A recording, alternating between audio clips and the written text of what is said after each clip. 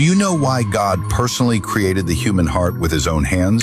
Many people think the heart beating in their chest is nothing more than a piece of flesh shaped by evolution. But few have ever considered that it may actually be a spiritual timer placed inside your body by God himself.